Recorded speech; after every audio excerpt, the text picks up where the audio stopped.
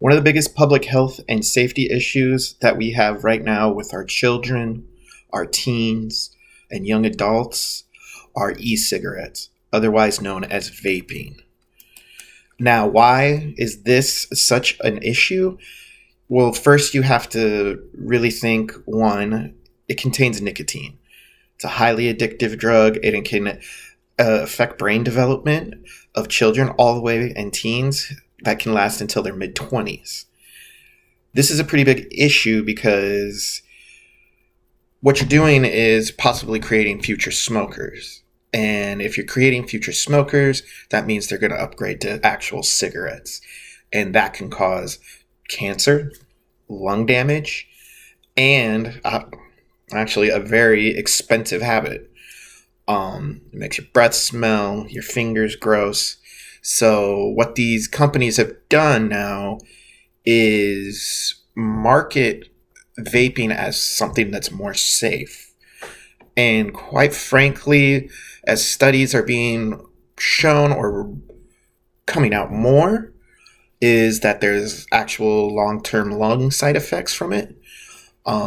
What you're also seeing is that it's trying to be cool and make it seem cool, when in all actuality, it's not. It's dangerous. Kids should not be doing this at all. According to the FDA.org, back in January of 2021, reported that 3.58 million youth are currently using e-cigarettes. That's almost 4 million kids, teens, young adults using this stuff. And it has nicotine in it. And what you're going to find more in stuff like this is, sure, maybe they start with a 3 milligram, but then they go to 6 milligrams. They get up all the way to 12 milligrams, which I do believe is what an actual cigarette has. And if they get to that point, what's not them to try an actual cigarette? And if you do that, then that's causing long-term damage to your body, to their minds, and just a very poor habit to have in general.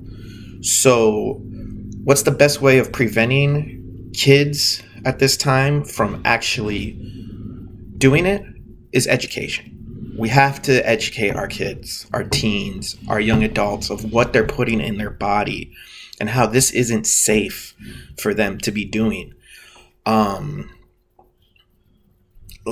Education is key. Being a leader in your household, or if you work with youth, say you're a coach on a sports league team, and how that can affect their performance. It's just really, truly, you need to educate them. The more education for them, the better. Now, since the lockdown and the pandemic has been going on, studies have shown through the FDA that over 40% have stopped using e-cigarettes. Now, ideally, it's because you're at your parents' house, you're not at school, kind of locked down. So how do you get access to this stuff?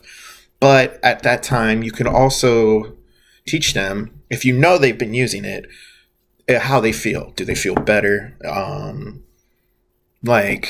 Try to give them an argument of that it's just not healthy, because it's really not. And it's just, you kind of look goofy with the with the actual device in your hand. Now, can we do it? Of course we can do it. I mean, cigarettes used to be the hip, cool thing to do back in the 20s, 30s, 40s, 50s. Then studies started coming out and people were dying of cancer. And now there's, I forget the name off the top of my head, but there is truth.org. They do great work. Now they're also tackling the battle of e-cigarettes and vaping and how it can lead to actual cigarette usage. And that is not what we want. So yes, we can do this as long as we educate and as long as we stand firm and we all speak up out against it. We can definitely combat this public health issue and safety issue. Thank you.